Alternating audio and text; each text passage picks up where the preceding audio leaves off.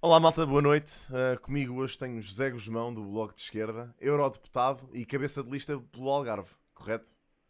Correto. Portanto, hoje temos cá o José Guzmão para nos falar sobre as ideias do Bloco de Esquerda e também um bocadinho das propostas do partido para estas legislativas de 2024. José, muito obrigado por ter aceito o convite e por estar aqui connosco hoje. É um gosto tê-lo cá.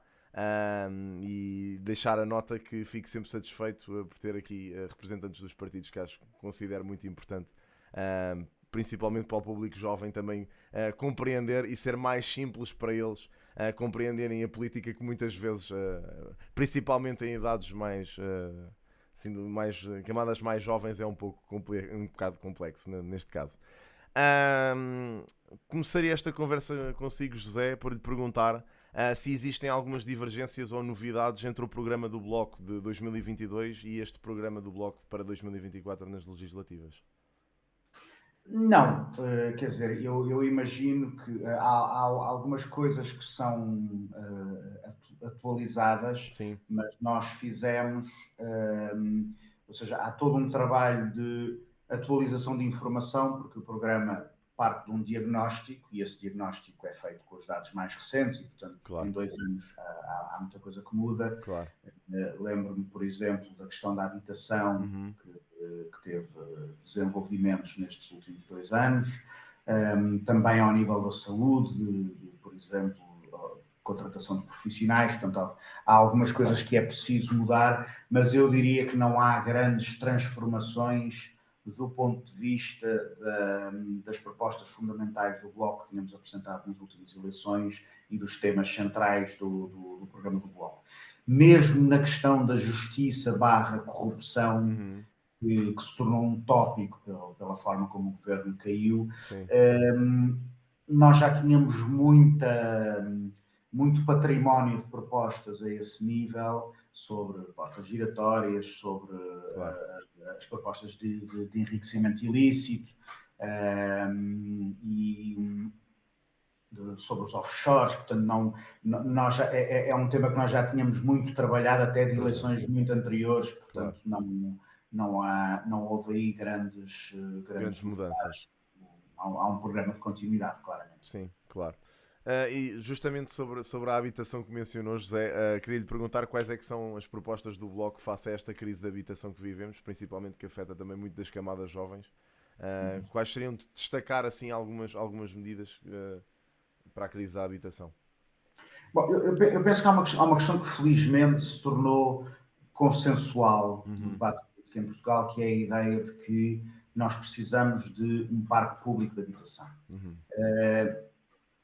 Infelizmente, a seguir ao 25 de Abril, quando se constituíram as instituições fundamentais do nosso Estado Social, a saúde, a escola pública, o ensino superior, a segurança social, a habitação não foi pensada nessa perspectiva, ou seja, todos estes serviços públicos foram pensados numa perspectiva de serviços universais, ou ok, seja, serviços financiados pelos impostos e acessíveis a toda a gente, numa lógica tendencialmente gratuita. Depois uns são mais tendenciais, outros são mais gratuitos. Mas a habitação nunca foi pensada nestes termos, ou seja, a claro, política de habitação a seguir ao 25 de Abril e desde então até hoje a habitação pública era a habitação social, era a habitação para pobres. certo. E essa não é a realidade por essa Europa fora, ou seja, uh, para dar uma ideia, o parque público, o parque de habitação público, a média na Europa é de cerca de 9%. Certo. Mas dentro disto há realidades muito diferentes. Por exemplo, na Holanda, 29% da Uhum, habitação é pública. sim, sim, E, portanto, a intenção é ter um parque público que seja suficientemente significativo para ter um peso no mercado que afeta os próprios equilíbrios do mercado. claro. Isto é, digamos assim, uma política a prazo. Agora, de repente isto tornou-se consensual e eu acho isso ótimo, Sim, sim, mas há um problema. O Estado não constrói casas, não é? O Estado certo, contrata para construir casas. E, claro. portanto, construir um parque público de habitação para já não resolve o problema de quem está à procura de casa agora. Sim, sim, neste momento É é. uma coisa que vai levar anos. Claro. E tem um outro problema. Para que consigamos ir construindo esse parque público, precisamos ter o setor da construção civil para aí virado. Certo. Um dos problemas que temos neste momento parece que não estão. O setor da construção civil está mais interessado noutro tipo de projetos que são muito mais lucrativos, mesmo que não sejam aqueles que o país mais precisa. Certo. E, portanto, nós defendemos que tem que haver um conjunto de medidas regulatórias para já que respondam à crise da habitação que temos neste momento. Agora, é uma emergência e toda a gente sente que é uma emergência. E depois que também contribuam para virar o setor da construção civil para este tipo de proposta. E aí eu destacaria talvez 3 grandes questões. A primeira são as limitações ao aumento de rendas. Nós, desde que se liberalizou não apenas as rendas, mas também os despejos em Portugal, com a lei das rendas, que foi há pouco mais de uma década, o índice de preços da habitação em Portugal duplicou. Ou seja, os preços da habitação em Portugal duplicaram no mercado de arrendamento. E, portanto, há uma consequência deste processo de desregulação que é incomportável, ainda por cima, tendo em conta que estamos num país de baixos salários, baixos rendimentos. Sim, claro. E o que nós defendemos, basicamente, é muito semelhante aos regimes que existem em 13 países da União Europeia, que são basicamente países que regulam o aumento das rendas, nomeadamente limitando em períodos de inflação elevada. Nós, na realidade, em Portugal, já temos alguma regulação dos aumentos de renda, temos uma lei de atualização automática que serve para esse efeito. E temos... E depois há países que têm regulação mais forte, que têm mesmo medidas de fixação de rendas no setor privado, que não, enfim, atualmente o Bloco não propõe. Okay. Esta é uma. A segunda tem a ver com os outros usos da habitação. E aqui incluem-se coisas diferentes. E incluem-se, por exemplo, a questão dos vistos gold, que ainda não estão completamente abandonados, embora o PS esteja a abandoná-los, mas, por exemplo, salvo erro, o Adolfo Mesquita Nunes já veio defender, não é o Adolfo Mesquita Nunes, peço desculpa, é um dirigente do PSD cujo nome não me estou a recordar agora, já veio dizer que quer retomar os vistos gold. Os vistos gold, porque são dirigidos para pessoas com rendimentos extremamente elevados, têm um efeito, embora sejam poucos, têm um efeito no mercado de arrendamento. E a isso se junta a compra da habitação por não residentes. Portanto, nós temos uma medida que essa existe em Dinamarca e em Malta. Existem mais países da União Europeia, mas em alguns desses países não é dirigida a pessoas da União Europeia, ou seja, só a pessoas da União Europeia. E é basicamente a ideia de que a propriedade de casas, de imóveis para habitação, deve ser para quem é cá residente, sejam portugueses ou não, ou seja, pessoas que fazem aqui a sua vida e que compram essas casas para viver cá e não como um investimento ou como enfim, uma casa de férias ou qualquer coisa do género. Claro. Depois há uma terceira proposta que visa regular a utilização de imóveis para habitação para turismo, e essa basicamente é a limitação dessa utilização em contextos de elevada pressão urbanística. Por exemplo, o alojamento local, isto é uma coisa que é frequentemente referida nestes debates e é verdade. O alojamento local em algumas zonas do país teve um papel de requalificação do edificado. Inclusive nos grandes centros urbanos. Ou sítios em que esse investimento permitiu requalificar edificado que estava degradado. E por exemplo, no tempo da Troika, tivemos uma crise social bastante forte, que eu não sei se todos os nossos ouvintes se recordam, mas houve uma crise social muito forte em que muita gente recorreu ao alojamento local como um complemento de rendimento e às vezes como o único rendimento.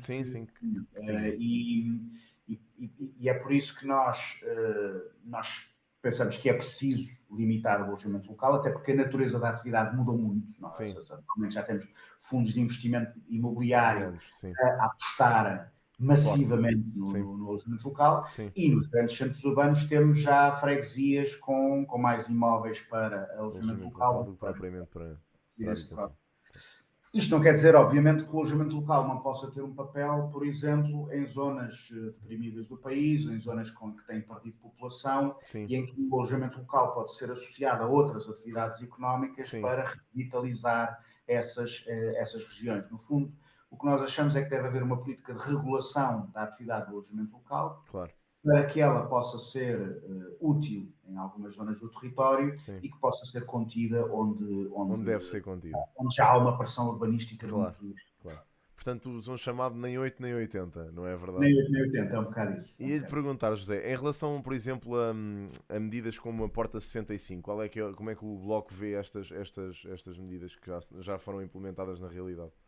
Nós sempre achamos bem esse tipo de propostas. No que toca a apoios, nós tendemos a defender mais apoios ao arrendamento. Uhum. Pensamos que é o setor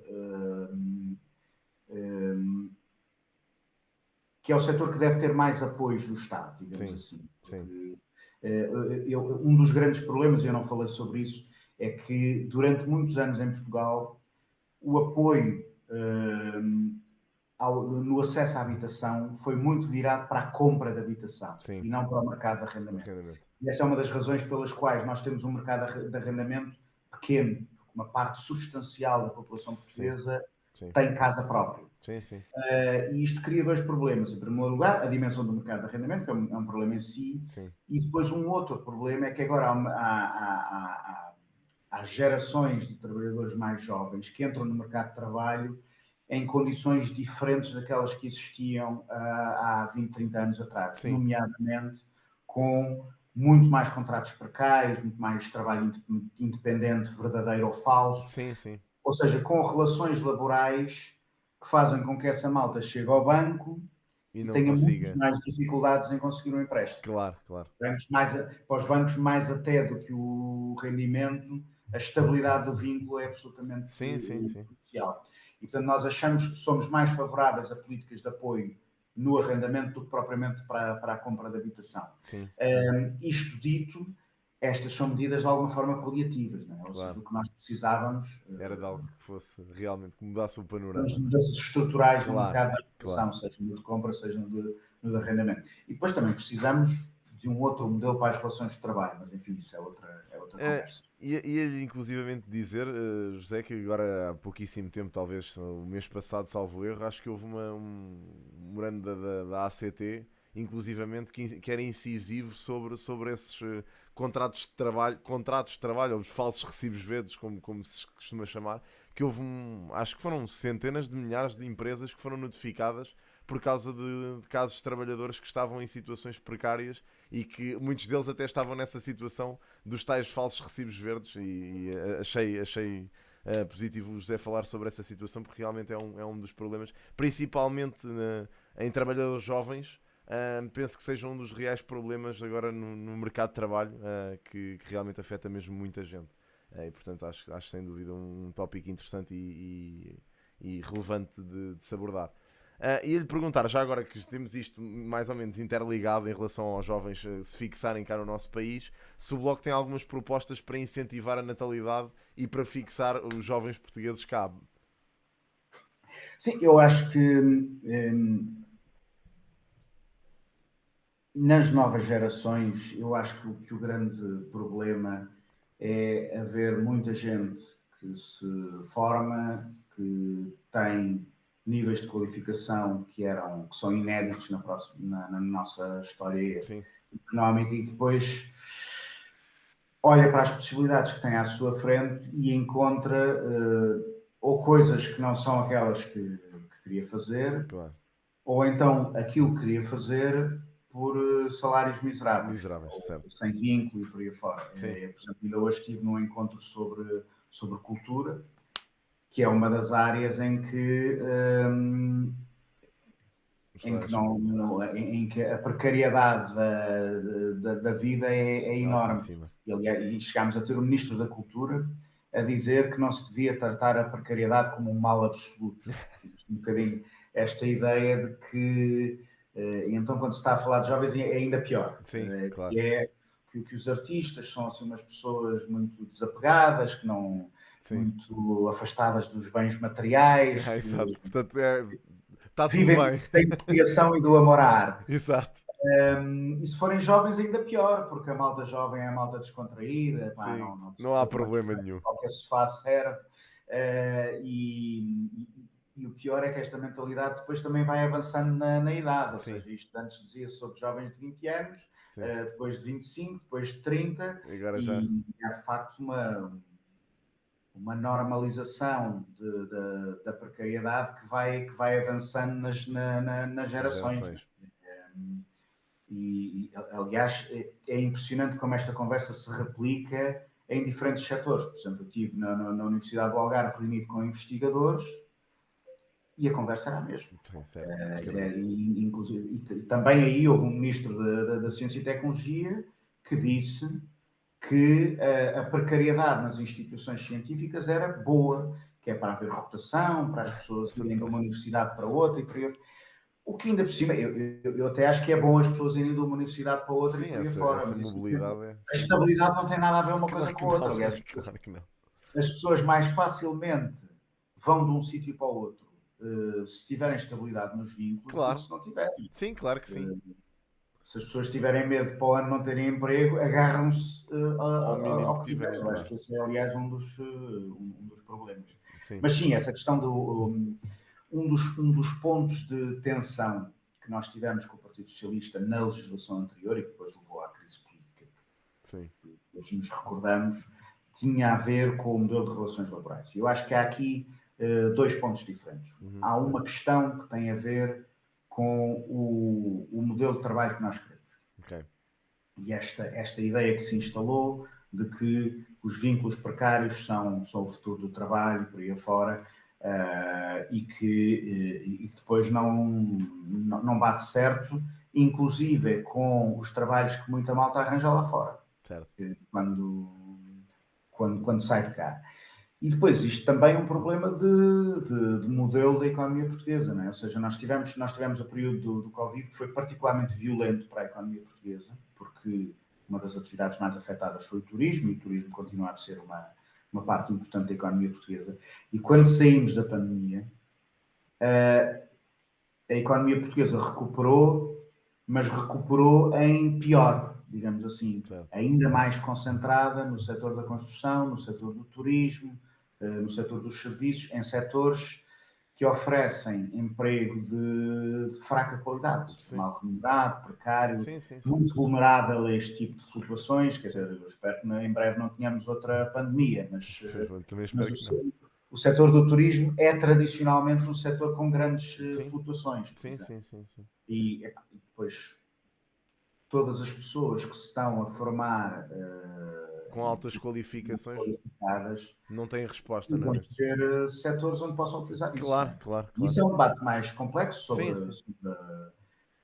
sobre, no fundo, o que é que queremos do futuro da nossa economia. Sim, mas tem sido transversal, eu acho, mesmo até nestas conversas que tenho tido com representantes partidários, todos me dizem justamente isso, que temos uma economia que está muito focada em emprego de baixas qualificações, lá está, e que não se foca tanto no emprego de mão de obra qualificada, que é aquilo que mais formamos cá em Portugal, e por isso também acaba por ser uma das razões pelas quais os jovens depois não encontram condições de trabalho ideais cá e procuram esse trabalho lá fora.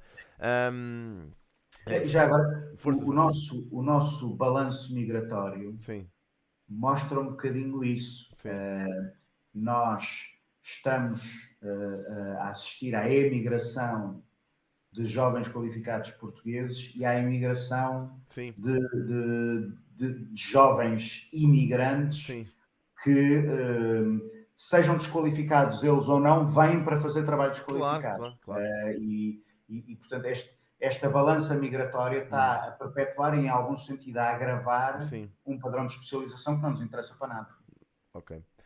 Ou seja, para combater isso, teríamos sempre que incentivar, neste caso, primeiro a arranjar melhores, neste caso, algumas medidas que fossem incisivas sobre as leis laborais, por exemplo, e oferecendo melhores qualidades, neste caso aos trabalhadores que formamos cá.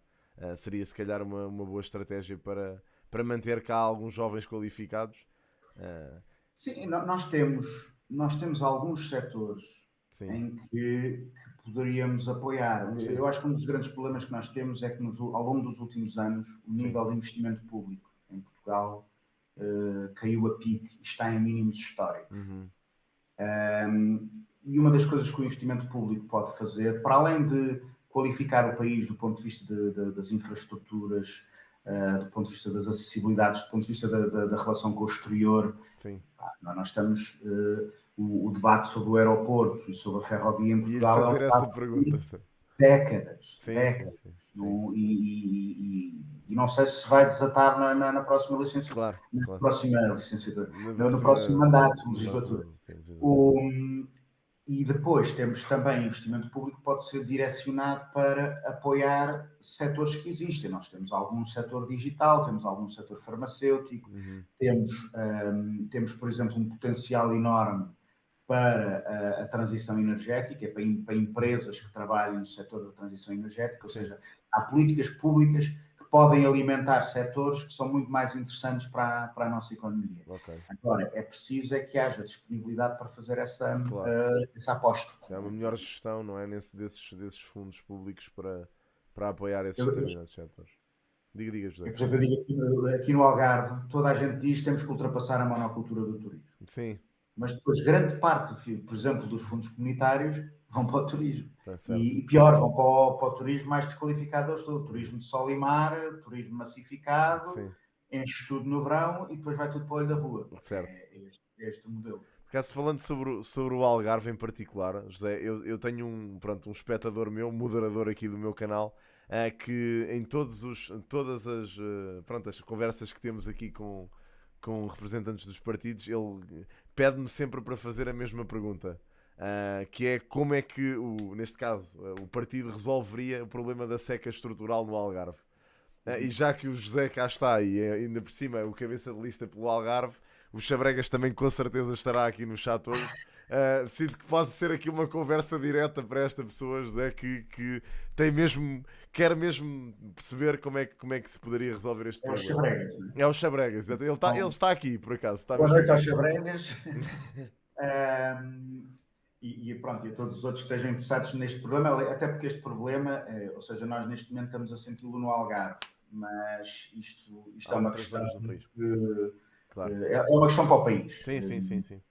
Eu acho que há vários tipos de soluções. Aquilo que eu há bocado dizia sobre o investimento público tem muita relevância na questão da seca, porque, por exemplo, nós tivemos a seguir ao 25 de Abril uma geração de políticas de investimento no plano local. Uhum.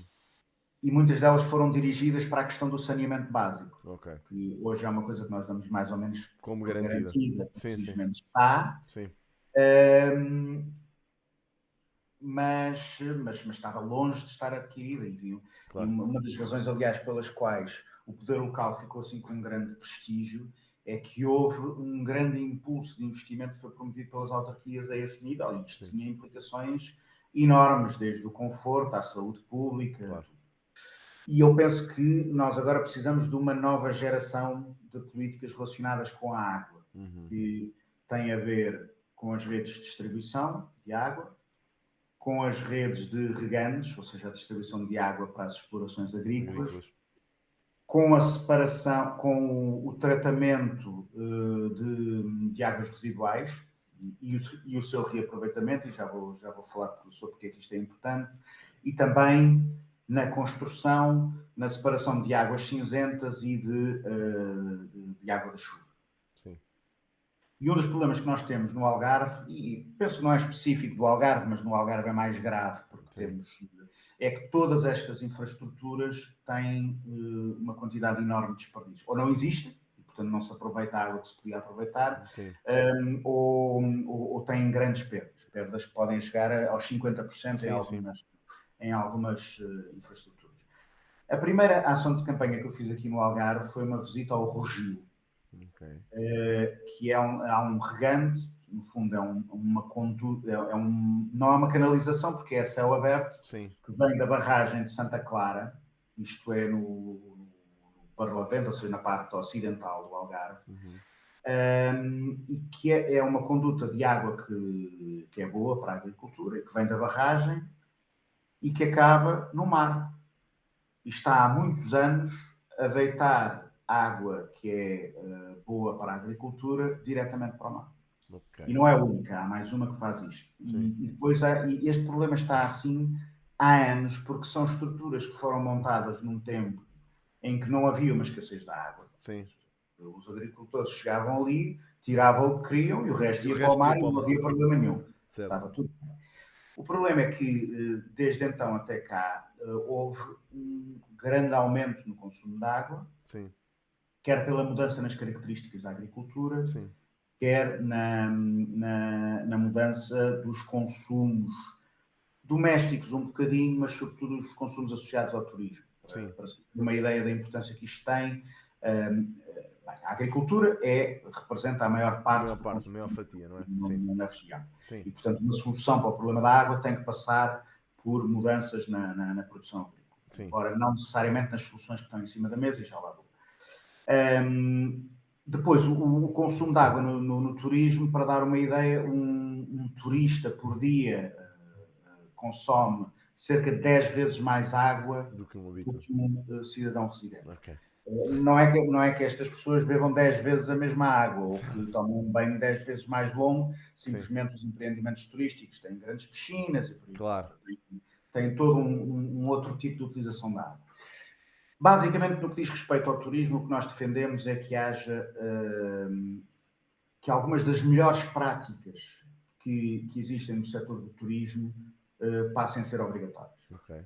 Vou falar da utilização de água residual para toda a rega, de campos de golfe, de jardins, jardins públicos também, etc. Por exemplo, piscinas e parques aquáticos façam como já faz um parque aquático, nós até pedimos para visitar, que é o Zoo Marinho, que utiliza a água do mar, okay. a água salgada. Sim. E, portanto, pegarem algumas das melhores práticas e generalizá-las para reduzir Achamos que a agricultura tem que ser relativamente protegida, ou seja, no peso do esforço, por duas razões. Em primeiro lugar, porque a água é mais importante para a agricultura do que para o turismo. Nós podemos ter turismo com muito menos consumo de água. Se nós reduzimos demasiado o consumo de água na agricultura, começamos a ter um problema de outra natureza, que é ou perderem-se culturas, isso aliás já está a acontecer em algumas explorações. É preciso ter noção que no território do Algarve o acesso à água é muito diferenciado, ou seja, há, por exemplo, explorações agrícolas que estão fora da rede de regantes, não têm furos porque não estão sobre aquíferos e, portanto, têm muito pouco acesso à água. E também uma outra forma da morte das culturas, que é as pessoas pura e simplesmente abandonarem a agricultura porque não conseguem mais. E nós neste momento temos um problema enorme no Algarve, que é há uma revolta dos agricultores, quando mais não seja porque os cortes que foram anunciados como sendo cortes iguais para todos, o que já é discutível que seja a solução mais justa, não são na realidade iguais para todos. Não é? O setor do turismo vai enfrentar cortes da ordem dos 15%, na agricultura varia muito conforme a utilização que é feita atualmente, mas os cortes podem chegar aos 50%. E, portanto, o que me parece importante é que, em primeiro lugar, se proteja os pequenos agricultores, que são os que têm mais dificuldades em se adaptar a esta situação, e que esses apoios sejam condicionados à transição ecológica, ou seja, a mudarmos o modelo da agricultura no Algarve para um modelo que seja compatível com a disponibilidade de água que temos atualmente. E isso pode passar pelo regresso a algumas culturas tradicionais, como a alfarroba, mas pode passar também por algumas das mesmas culturas, mas exploradas de forma diferente. Ou seja, há aqui também um problema, fala-se muito do abacate ou da própria laranja, que é uma cultura mais tradicional, mas também utiliza bastante água. A questão não é tanto estas culturas, é a forma como elas são exploradas, porque a exploração intensiva não há nenhum milagre, não é? Produz mais porque gasta mais recursos, gasta mais água e também gasta mais os solos. Certo. É uma coisa que é importante perceber na agricultura, que é, há agricultores que têm uma ligação à terra, vão viver naquela terra a vida toda, herdaram a terra dos pais e por aí afora. Claro, e cuidam também há empresas que exploram e que dão cabo do sol. E se aquele sol um dia já não tiver nada para dar, vão para outro sítio. Vão para outro sítio, não é? E é um modelo de agricultura predatória que eu penso que tem que ser. Sim. Depois, há também um grande debate sobre grandes investimentos, nomeadamente o transvaso do Pomarão, a barragem da Fopana, grandes e médios investimentos. Alguns não são assim tão grandes. A questão da dessalinização, a água do Alqueva. Eu acho que não tenho nenhum problema de princípio com nenhuma destas soluções. Há umas que me agradam mais do que outras. Por exemplo, a dessalinização tem impactos ambientais bastante graves. E cada vez que se fala do assunto, o preço já subiu. Inicialmente era 50 e tal milhões, agora já se fala de 200 milhões. Portanto, eu confesso que... E, por exemplo, o que se poderia recuperar com as perdas de água é mais do que a dessalinização, o desalinizador vai produzir. Além de que a água produzida através da dessalinização é muito mais cara. Mas não tenho nenhum problema com esses investimentos, só que alguns deles eu acho que não vão acontecer. Certo, claro. E portanto mais vale falarmos de soluções que realmente são práticas, não é? Desse, o mais realista parece-me ser o da água do Alqueva. Porque o litro de rega do Alqueva está a dar mais do que se esperava e acho que esse excedente em relação à expectativa poderia ser utilizado para resolver a emergência no Algarve. Isso parece-me uma hipótese razoável. Mas enfim, eu já me entusiasmei. Sem problema nenhum. Intensamente. Não, é um dos temas. Nós costumamos sempre abordar este tema porque, como lhe disse, tenho aqui o Chabregas que é muito entusiasta deste tema e coloca sempre a mesma questão. E eu não me conseguia perdoar a mim mesmo se tivesse cá o José e não lhe fizesse esta pergunta que acho que é pertinente. Claro. E portanto, já agora foi respondida. E acho que bem respondida neste caso. Ia-lhe perguntar, já que falámos nesta questão do ambiente e tudo mais, agora que temos este ativismo a ser praticado principalmente cá na capital de forma muito, muito efusiva, qual é que é a opinião, por exemplo, do Bloco, a oposição do Bloco face a estes grupos que têm aparecido agora nos últimos tempos e que se manifestam em relação a esta questão do clima, de jovens maioritariamente? É muito engraçado porque esta forma de atuação que nasceu um bocadinho do desespero com a falta de atenção dos poderes públicos em relação à questão climática, foi teorizado por uma pessoa de cujo nome não me recordo. Mas que, enfim, teorizou esta forma de atuação como uma forma radical de chamar a atenção para o problema e para a emergência do problema, etc. Curiosamente, o próprio teórico desta forma de intervenção veio recentemente dizer que afastar-se desta teoria. Ouçam, isto talvez tenha sido interessante num momento em que havia muito pouca consciência sobre o problema das alterações climáticas, mas nós agora estamos confrontados com um outro problema, que é esta forma de atuação antagoniza muitas das pessoas que nós queremos convencer. Claro. Inclusive pessoas que não têm nenhuma responsabilidade nas alterações climáticas, mas gente que... eu acho que uma imagem que é bastante forte é a imagem das pessoas que estão a ir para o trabalho e de repente não conseguem fazer a sua vida normal. Mas eu tenho mesmo que ir trabalhar. Sim, pessoas que até se identificam com o movimento em si ou que se identificam com as causas, mas que acabam por ser prejudicadas. Depois ali na autoestrada há de haver tudo. Há de haver gente que está nas pistas para o ambiente e gente que está preocupadíssima, mas tem mesmo de chegar ao trabalho.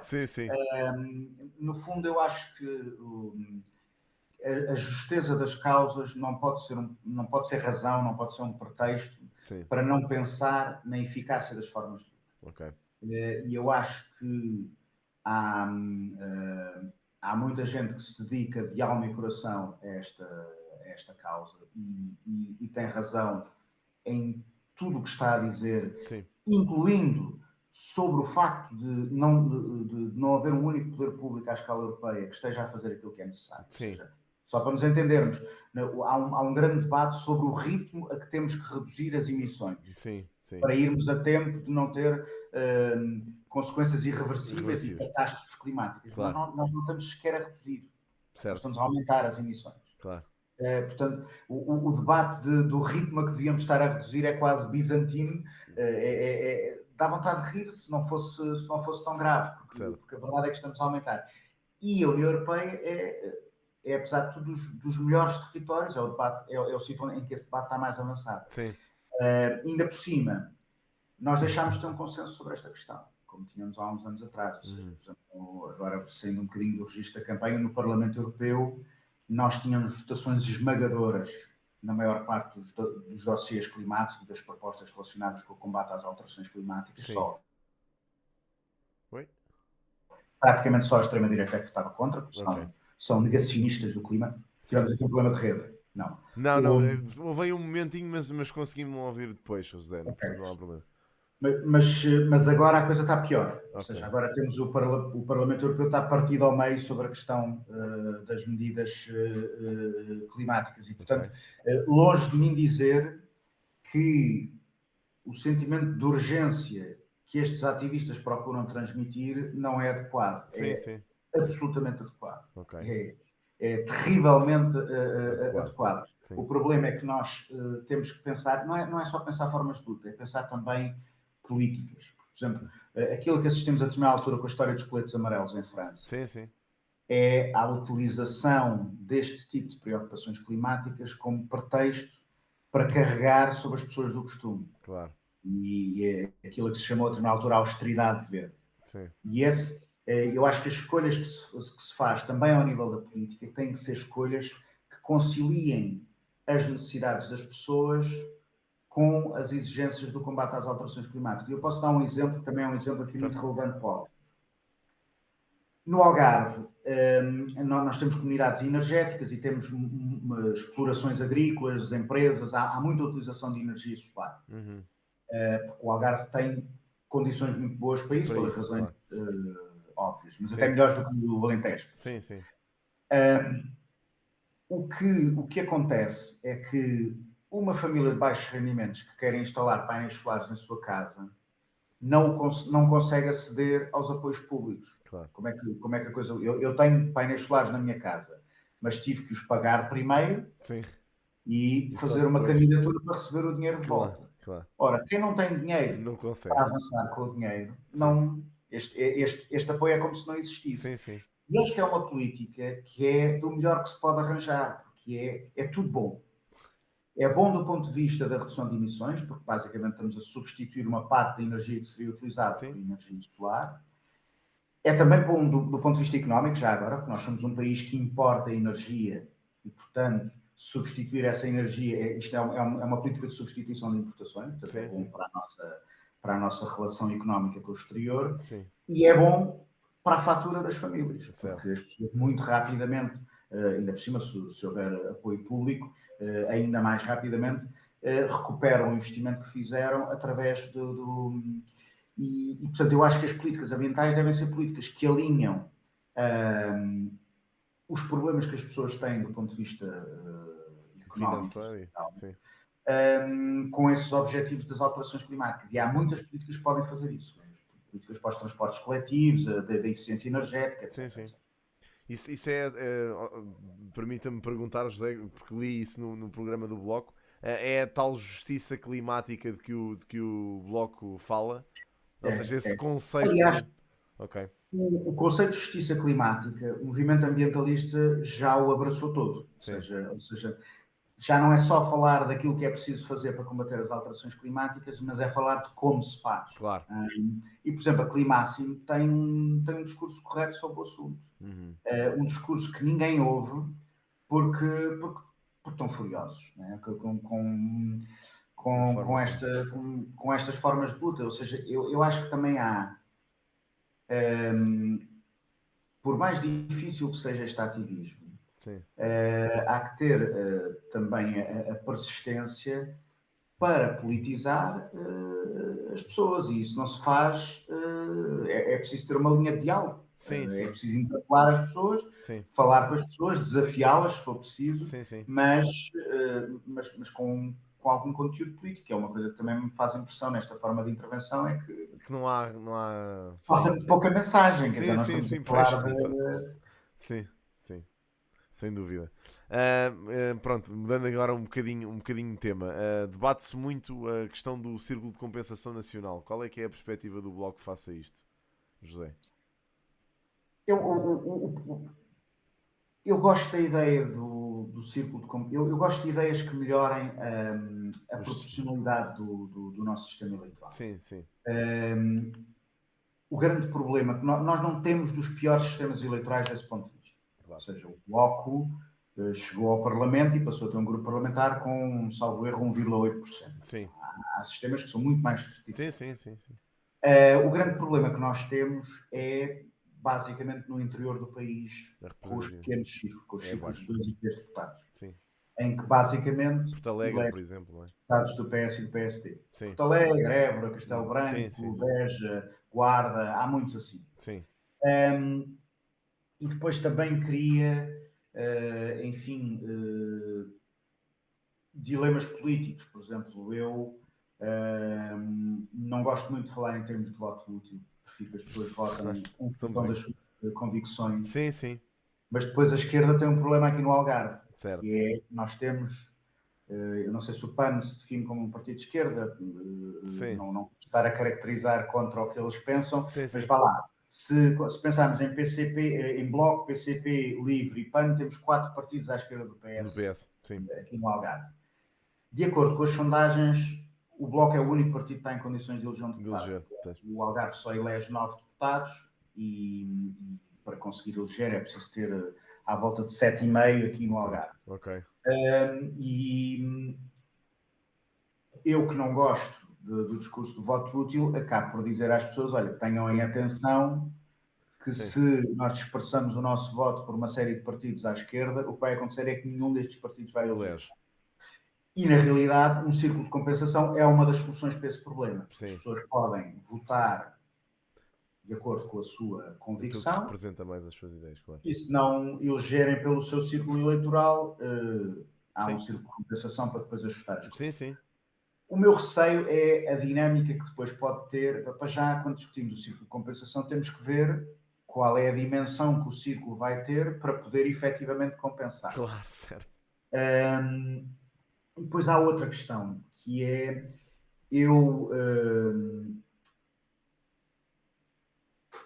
outro receio que eu tenho é que o círculo de compensação venha acompanhado de propostas do estilo dos círculos uninominais. Okay. E os círculos uninominais eu acho que é uma coisa absolutamente trágica. Sim. Que é a ideia de que eu estou melhor representado por uma pessoa do meu círculo uninominal, mesmo que essa pessoa seja do PSD ou do CDS, e vice-versa. Sim.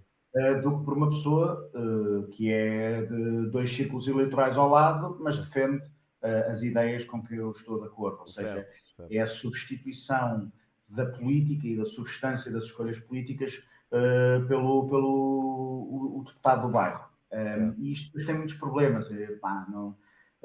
Não quero entrar nisso, mas por exemplo, há países em que há círculos uninominais e em que os círculos uninominais são um fator de degradação da transparência e de aumento da corrupção, porque há interesses locais que começam a apostar em deputados específicos e depois esses deputados têm que fazer campanhas caríssimas e os que não têm financiamento para as suas campanhas caríssimas acabam por perder. Portanto, isto, por exemplo, no Brasil é um problema bastante identificado. Eu gostaria mais de uma proposta que até poderia ter um pequeno círculo nacional de compensação, mas com círculos agrupados. Por exemplo, no Alentejo temos, salvo erro, 3 deputados por Beja, 3 deputados por Évora, 3 deputados por Porto Alegre. Um círculo que juntasse os 3 poderia ter 9, ou até eventualmente se juntasse os restos, em função da fórmula de atribuição de mandatos, até podia ter 10 deputados. E aí estávamos a falar de uma representação, de uma pluralidade da representação completamente diferente. Ou seja, não exclua a possibilidade de haver resistências a esta ideia nestes mesmos sítios. Ou, por exemplo, na altura da regionalização, embora eu acho que na altura da regionalização, uma parte da resistência também teve a ver com um discurso muito demagógico sobre o que seria a regionalização. Curiosamente, o Algarve foi a única região em que o sim à regionalização ganhou, porque e aliás é um distrito em que a regionalização faria muita falta. Uhum. Mas pronto, eu não... A ideia do círculo de compensação, se for a única ideia viável e se não trouxer consigo algumas más ideias, acho que pode ser um mecanismo para melhorar a proporcionalidade do sistema, sim. Ok, muito bem. José, em relação à saúde, o Bloco fala num desgoverno do governo nos últimos anos. Qual é que seria a melhor forma de governar a saúde, digamos assim, e de resolver esta crise que temos visto nos últimos tempos, para o Bloco, na visão do Bom, Bloco? eu acho que é, mais uma vez, eu acho que é interessante olhar para a história do Serviço Nacional de Saúde. Ok. E ainda por cima, eu presumo que a maior parte das pessoas que nos estão Se a calhar não o ouvir conhecem, são sim. substancialmente mais novas do que eu. Sim, O Serviço Nacional de Saúde, Portugal, antes do 25 de Abril, e aliás, antes do Serviço Nacional de Saúde, que salvo erro, a primeira lei de base é de 79, uhum. nós tínhamos indicadores de saúde do terceiro mundo, Sim, sim, literalmente. Ou seja, sim. o Serviço Nacional de Saúde operou uma autêntica revolução em Em Portugal Portugal. e fê-lo com um sistema de provisão pública. E esse ciclo, digamos que acaba com o governo de Cavaco Silva, em que basicamente sempre houve saúde privada, Sim, mas tem uma lei de bases que introduz a saúde privada como parte da política pública de saúde. E desde esse momento até hoje, os cuidados de saúde em Portugal não pararam de se degradar, apesar de gastarmos cada vez mais dinheiro, com flutuações, mas cada vez mais dinheiro. sim. Aliás, nós estamos a gastar mais em saúde hoje do que alguma vez gastámos e nem por isso os problemas se foram resolver. E a razão para isto é muito simples, é porque existem vários enviesamentos na oferta privada de saúde, Uhum. nomeadamente o enviesamento para a sobreprescrição, porque os tratamentos, os medicamentos, as análises, Sim, tudo isto é produto, não é? Ou seja, se certo. nós pensamos na saúde como uma mercadoria, a Sim, mercadoria são estas coisas. claro, Portanto, existe um incentivo para a sobreprescrição, ainda mais quando há um financiador garantido que é o Estado. claro, certo. E esse é o modelo das parcerias Ok, público-privadas. ok. E, portanto, o que não se reflete necessariamente em melhoria nos cuidados de saúde, na realidade é uma degradação, porque a medicina defensiva é uma má prática de saúde, Sim, a sobreprescrição é uma má prática de saúde, então quando envolve medicamentos é uma péssima prática de sim, saúde. E depois existe uma outra questão que é a saúde é um setor onde existe uma grande assimetria de informação. O que é que isto quer dizer? Eu, quando vou ao médico, sou capaz de fazer umas quantas perguntas ao médico, tentar perceber algumas coisas melhores e por aí afora, mas se o médico for muito categórico sim. naquilo que me está a recomendar, epá, eu não sou médico, farei o que me dizem. Sim, Na claro. melhor das hipóteses, peço uma Uma segunda segunda opinião, opinião, claro. causa alguma coisa Sim, com a qual, felizmente, até hoje nunca fui confrontado. força. Sim. Mas, e muita gente tem uma relação ainda mais Impessoal, digamos assim, com os médicos. confiança, ou seja, quer dizer, Claro. é um médico, vamos fazer o que o médico Sim, diz sim, e sim, sim, exato, acabou a claro. conversa. Sim, sim. Essa não é a relação que nós temos a consumir outros bens e serviços. Sim, sim, claro. Isto cria um problema. Sim, E o problema é que não podemos esperar que as pessoas sejam capazes de perceber se estão a aceder a bons cuidados de saúde ou ou não. não. E a verdade é que nós ainda hoje, com todos os problemas que existem no Serviço Nacional de Saúde, e muitos desses problemas também são empolados, ou seja, porque como existe uma agenda de privatização do Serviço Nacional de Saúde, também existe um bombardeamento sistemático sobre o Serviço Nacional de Saúde. Ok, E a verdade é que o Serviço Nacional de Saúde continua a salvar milhares de vidas todos os anos. sim, E mais, nos problemas a sério, ou seja, quando está em causa a vida das pessoas, sim. continua a ir tudo parar ao público. Inclusive o que vem dos hospitais privados, o que vinha dos hospitais que eram geridos em PPP. Um dos segredos daquele negócio é que quando a coisa apertava, ia para o público. Posso Porque mais fazer só aqui um parênteses, José, se me sim, permitir. Recentemente, pronto, a minha namorada recentemente teve um acidente grave. Felizmente não aconteceu nada e saiu ilesa do acidente milagrosamente. mas nessa circunstância recebemos a ambulância do INEM na altura, e foi-nos recomendado, ou seja, no local, como ela não apresentava sinais absolutamente nenhuns de ter de sofrido algum problema, disseram-nos, pronto, não vale a pena, não vale a pena recorrerem à ambulância, à partida, está tudo bem. Só que eu, por descarte de consciência, pensei, não vai, porque eu perguntei-lhe se ela sabia se tinha batido com a cabeça ou algo do género, ela não me sabia responder, porque foi um acidente muito violento, o carro captou, etc. E eu, por descarte de consciência, disse: olha, se calhar o melhor era irmos a um hospital, e vermos se resolve o problema de alguma forma, se fazem um taco ou assim. E a primeira coisa que eu pensei foi: vou recorrer a um privado porque é mais rápido. Chegámos ao privado e enviaram-nos para o público. Portanto, aquilo que o José, assim que ela falou sobre esta questão de ter sido um acidente grave, remeteram-nos imediatamente para o hospital público. E acabámos por ir para o hospital público, ficámos mais tempo à espera, mas o problema resolveu-se. Neste caso, verificou-se que não se passava nada de nefasto, digamos assim. Portanto, isso corrobora um pouco aquilo que o José me está a dizer, que realmente Pois existe essa. existe uma guerra de indicadores, não Sim, é? sim, Por exemplo, eu sou pai de duas crianças que nasceram as duas na maternidade Alfredo da Costa. sim. A maternidade Alfredo da Costa, a determinada altura, estava nos jornais porque tinha lá morrido uma criança. Uhum. A maternidade Alfredo da Costa leva com todas as gravidezes de risco daquela área de residência. Sim, Leva, inclusive, com partos de grávidas que não foram acompanhadas em nenhum momento da sua gravidez. sim, Ou seja, isso acontece, por exemplo, com mulheres de comunidades migrantes que não têm relação com o Serviço Nacional de Saúde, portanto não sim, fizeram ecografias, não fizeram nada. sim, bom, Chegam para ter o filho. E isto vai tudo parar à MAC. sim, E, portanto, há uma guerra de indicadores que depois é também muito empolada por algum tratamento, do meu ponto de vista, bastante irresponsável sim, do que são os cuidados médicos, muito sensacionalismo uhum, na imprensa. sim, E, portanto, uma coisa é reconhecer o que é evidente, que é que o Serviço Nacional de Saúde está com problemas. sim, Outra coisa é o tipo de exploração mediática e interessada que se faz de alguns problemas do Serviço Nacional claro, de Saúde. E que muitas vezes, às vezes, nem sequer fala dos problemas que realmente existem, falam de coisas completamente acessórias, como erros médicos, são coisas que acontecem e sempre vão acontecer, qualquer que seja o modelo de provisão de saúde, quer dizer, o erro médico acontece. sim, Mas, bom, basicamente, resumindo e concluindo, passando às propostas, sim, eu sim, acho que neste momento o que nós precisamos é de reforçar a capacidade de provisão de cuidados de saúde do Estado. E isso é falar de meios e falar de profissionais.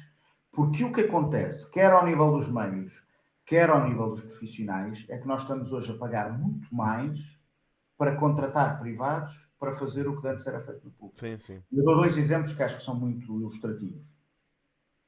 Os meios complementares de diagnóstico.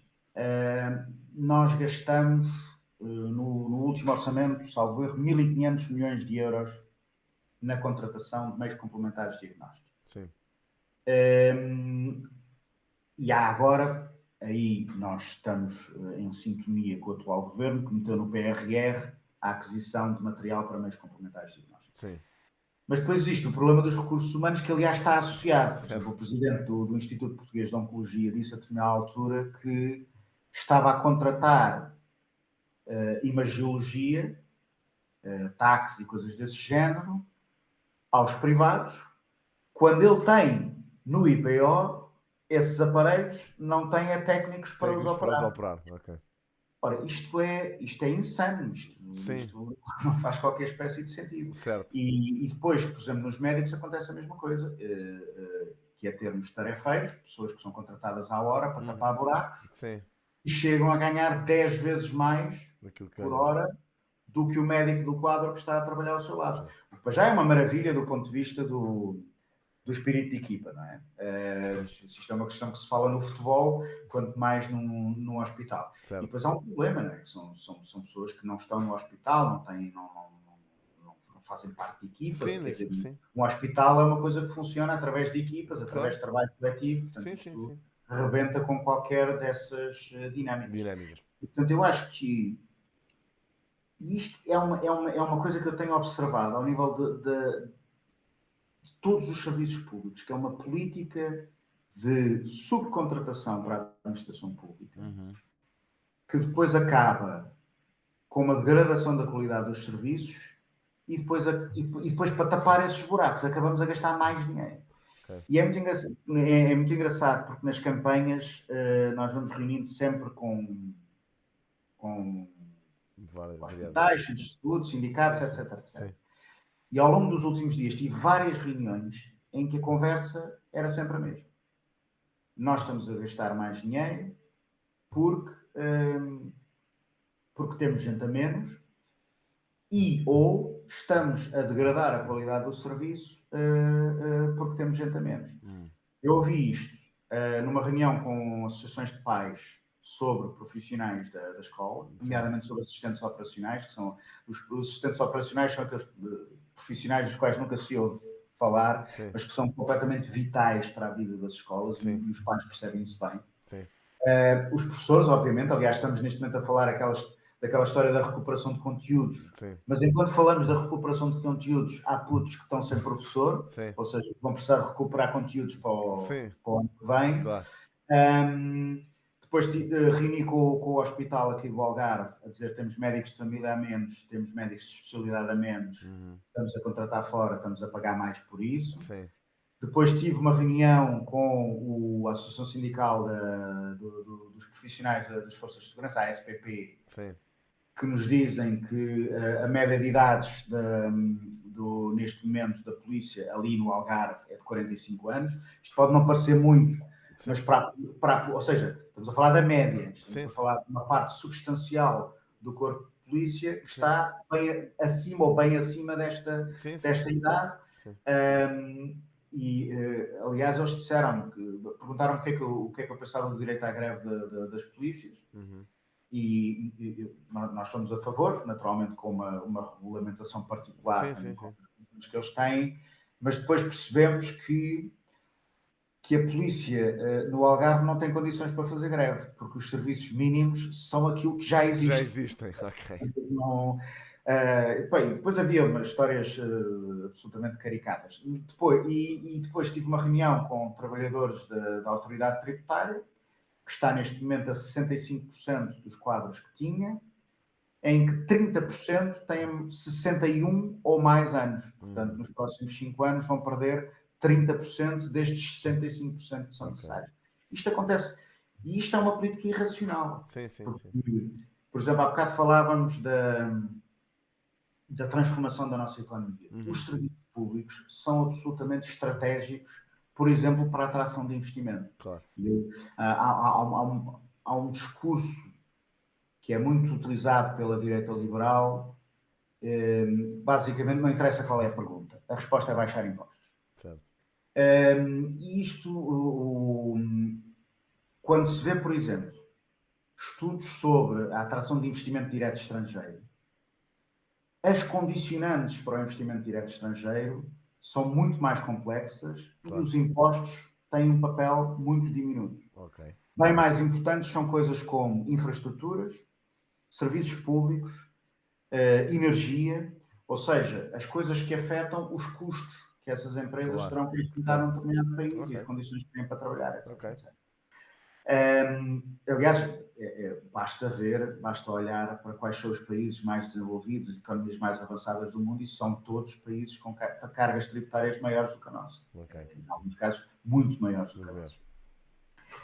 Mas pronto, isto acontece por essa administração pública afora, e é uma política que é implementada em nome da poupança e que é desastrosa para a nossa economia e até para as nossas contas públicas.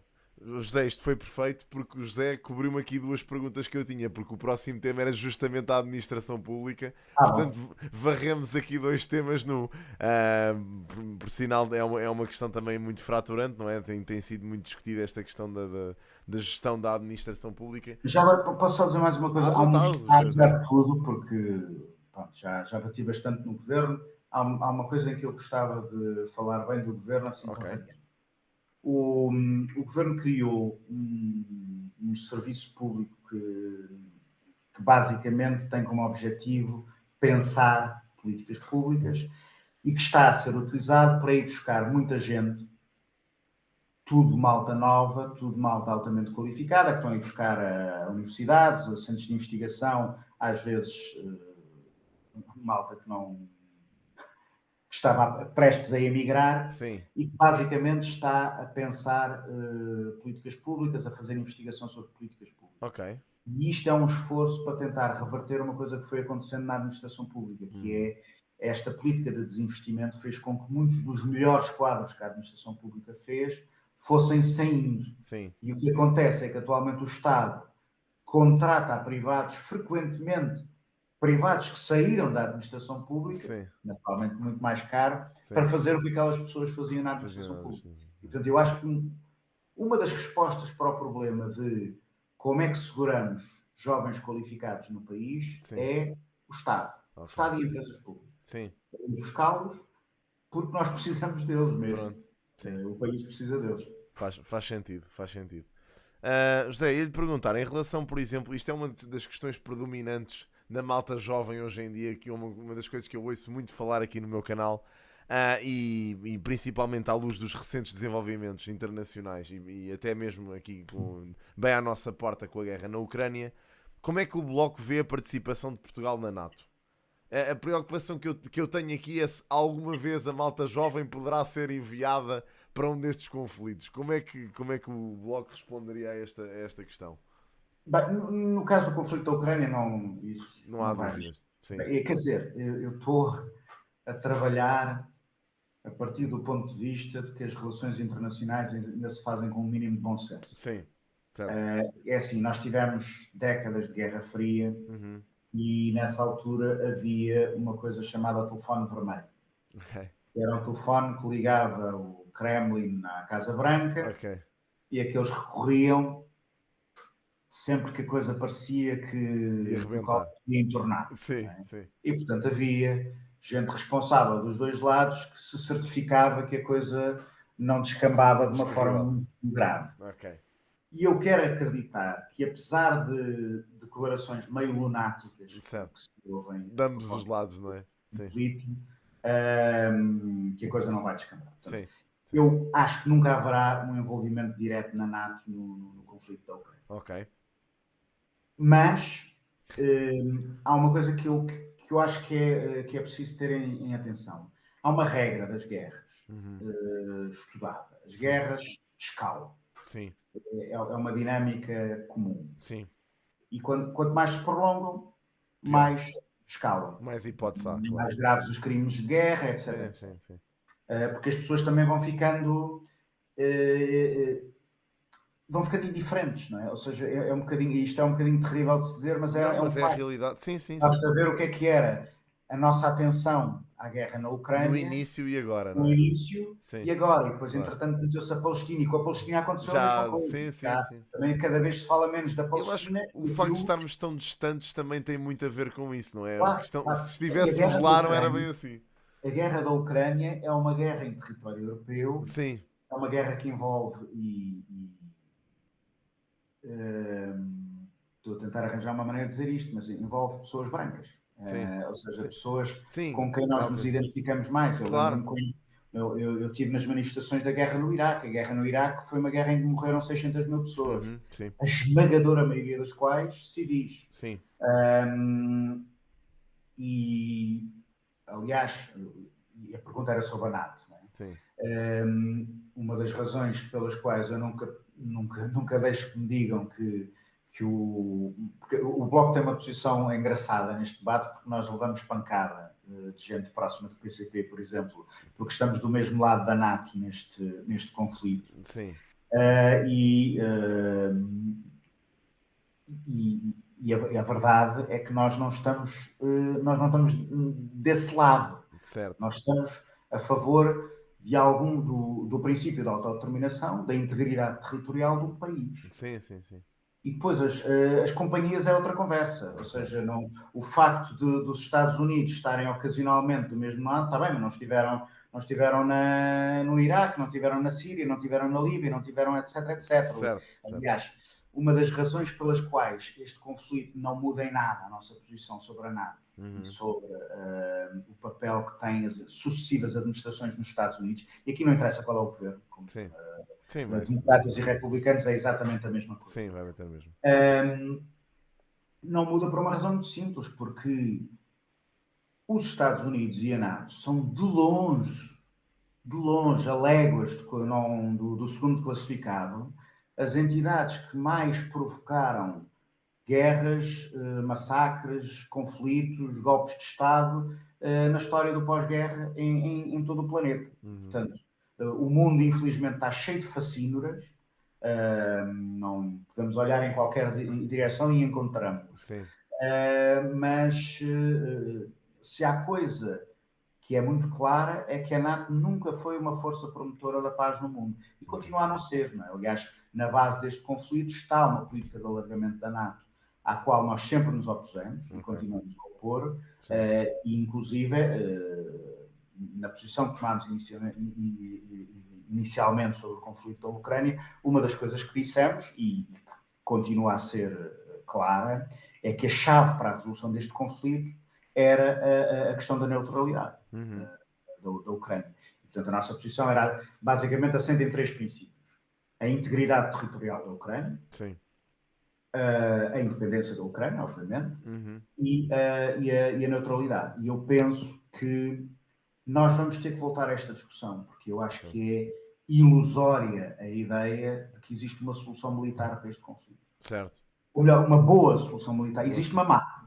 Certo. Uma má solução militar, que é a Ucrânia ser destruída. Certo. Agora, em tempo de guerra é comum haver propaganda. E a propaganda é sempre de estamos a ganhar, venceremos, etc, etc. Certo.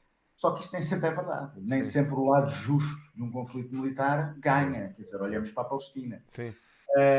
E a ideia de que a Ucrânia pode conseguir uma vitória militar e que esse deve ser o caminho que vamos seguir é uma ilusão. E do meu ponto de vista, eu acho que a melhor hipótese para a paz naquele território é haver uma negociação em que se troque a neutralidade da Ucrânia pela recuperação das zonas que foram conquistadas pela Rússia. Eu acho que esta é a melhor proposta. Esta proposta não arruma o assunto, não é? Porque na base deste conflito está um conflito que era interno da Ucrânia, sobre zonas de maioria russófona, que são as zonas que estão, é uma parte das zonas que estão ocupadas, ou melhor, as zonas ocupadas são uma parte destes territórios, e que precisa de uma solução dentro do regime ucraniano.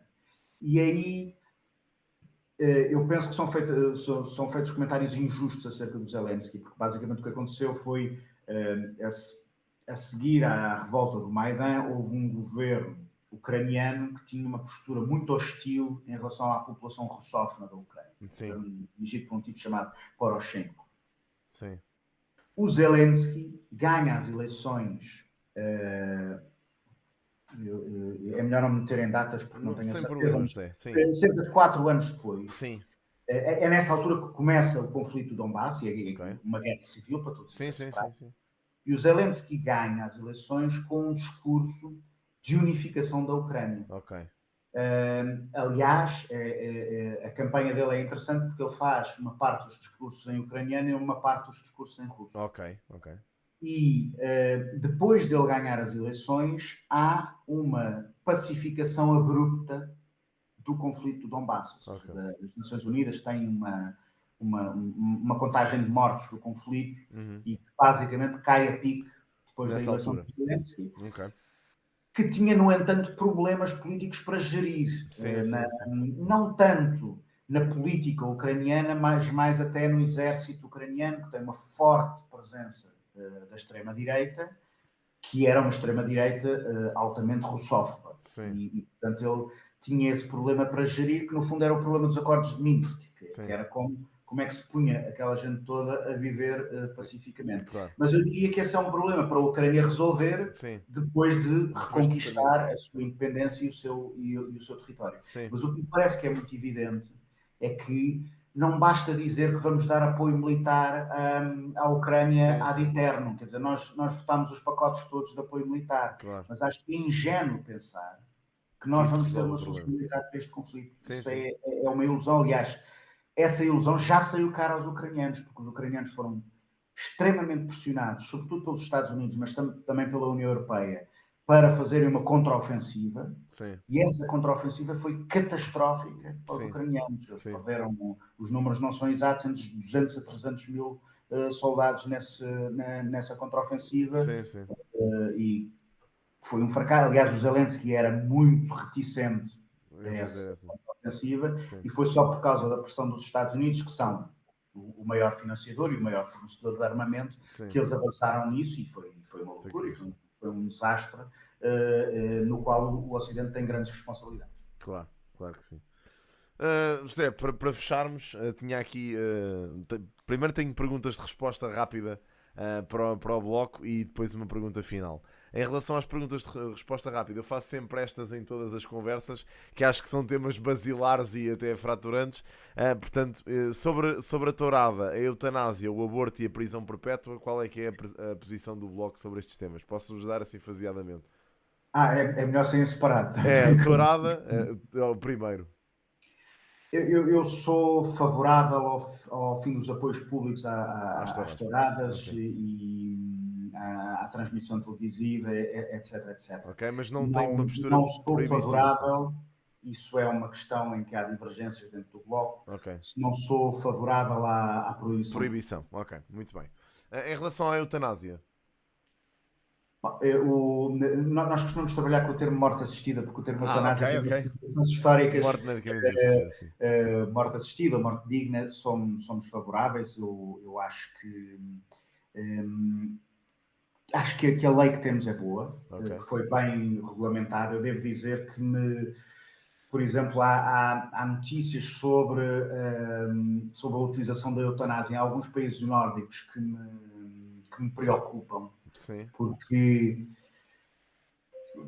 surgiram algumas notícias, por exemplo, de pessoas autistas que pedem morte assistida, e agora já não me recordo qual era o país, penso que era a Holanda e mais um país qualquer. Sim. São países que têm já há algum tempo legislação sobre morte assistida.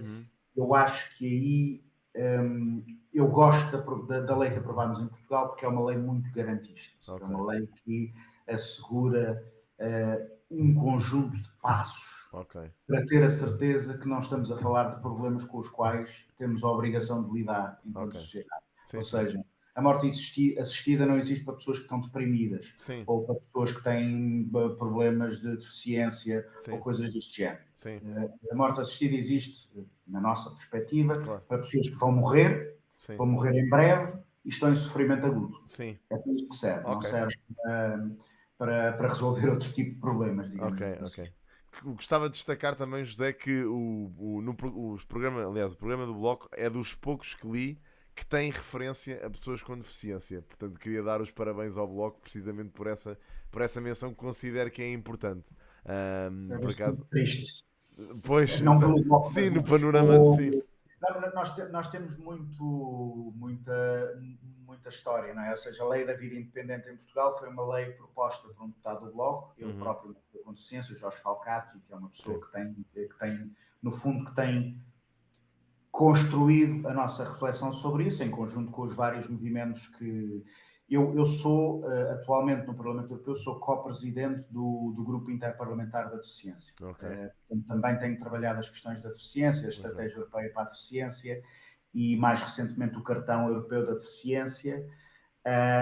E tenho-me interessado particularmente na questão das deficiências mentais e psicossociais, porque eu penso que já existe hoje muita consciência da importância da vida independente e da autonomia para pessoas que tenham deficiências motoras, deficiências físicas, etc, etc.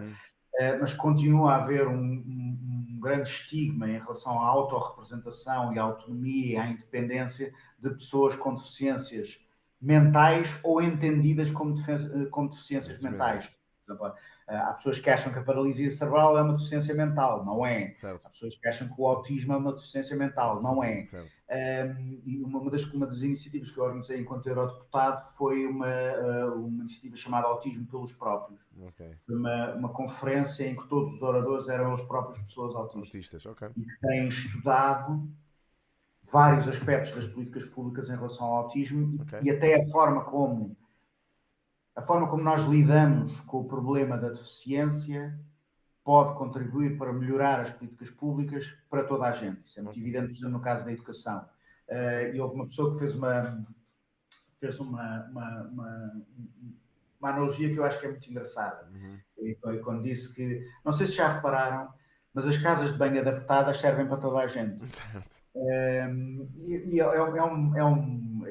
engraçado, mas é uma ideia com um grande alcance político. Sim, sim. E, por exemplo, uma das oradoras falou sobre a forma, fez um questionário a crianças autistas sobre como é que gostavam que a escola fosse. Ok. E ela depois leu várias das respostas e observou no final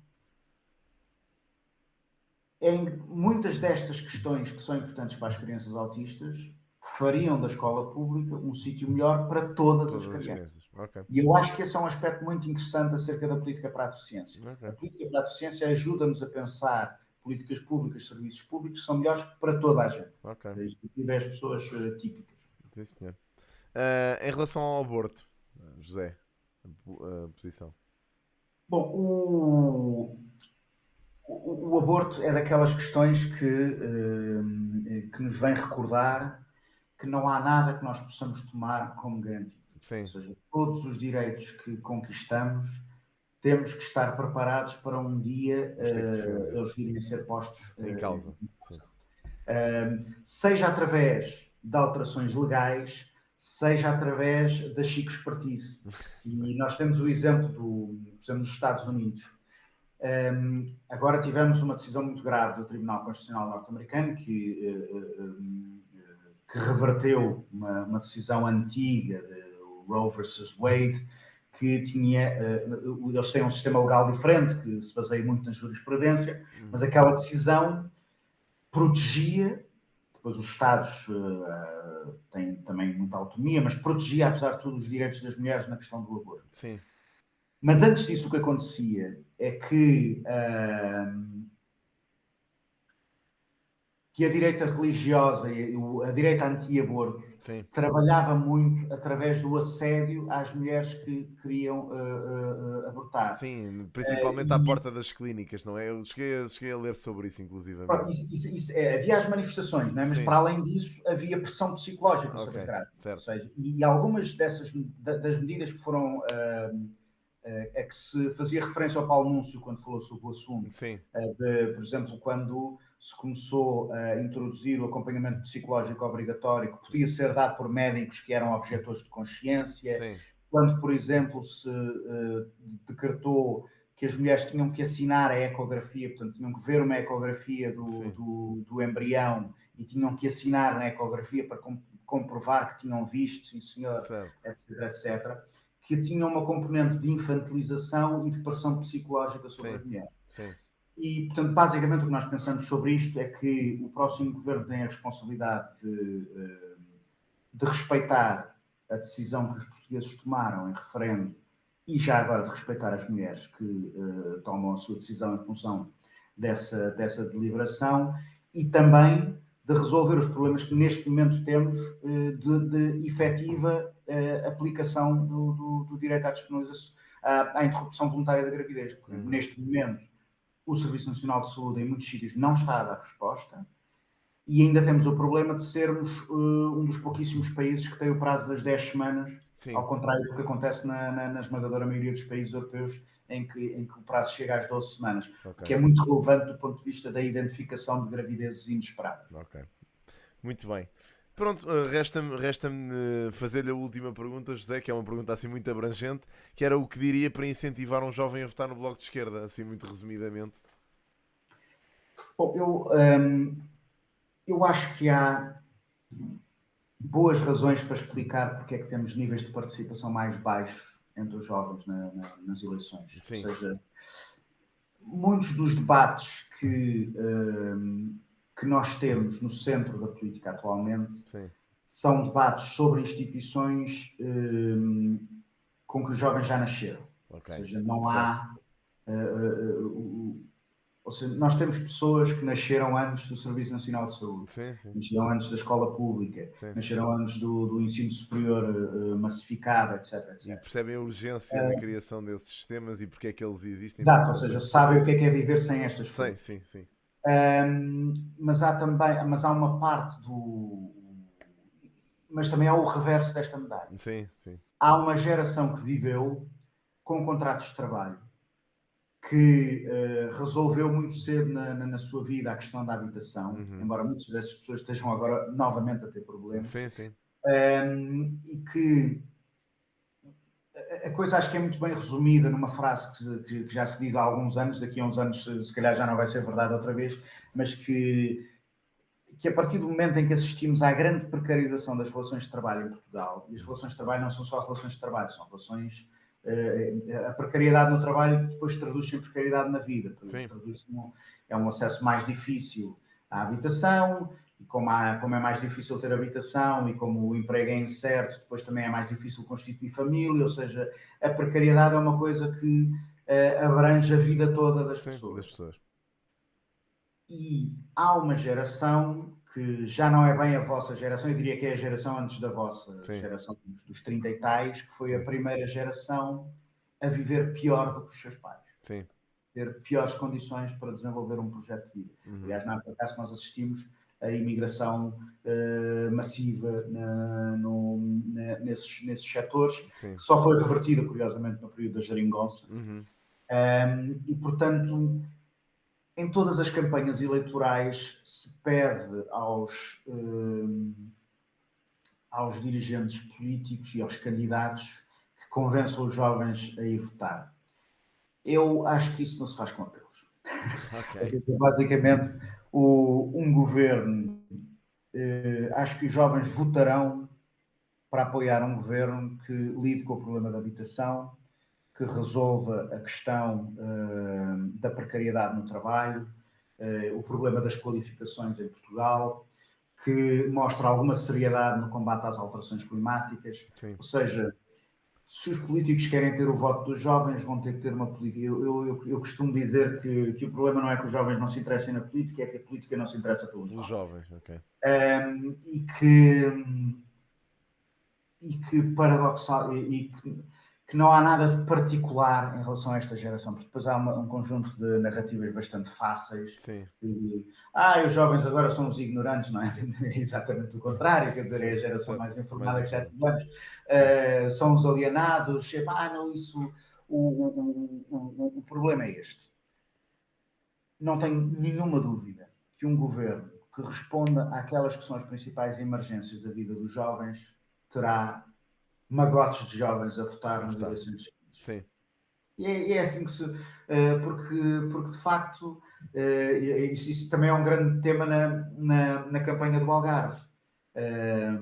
Quando as pessoas de facto votam mais reagindo ao que viram fazer do que às promessas, porque, Claro. Quer dizer, o Hospital Central do Algarve está a ser prometido em todas as campanhas eleitorais há 20 anos. Já teve 2 primeiras pedras. Agora as ervas crescem à volta das pedras, mas quer dizer, não. Mas de facto eu acho que é mesmo este o problema, ou seja, eu na campanha sinto isso, ou seja, sinto que a rejeição generalizada dos políticos é particularmente forte em 2 setores, nas pessoas mais pobres. Sim. E nos jovens. E pelas mesmas razões, porque são pessoas que sentem que a política não lhes deu nada, não teve nenhum impacto positivo na sua vida. Sim. E no fundo pagam um bocadinho na mesma moeda. Sim.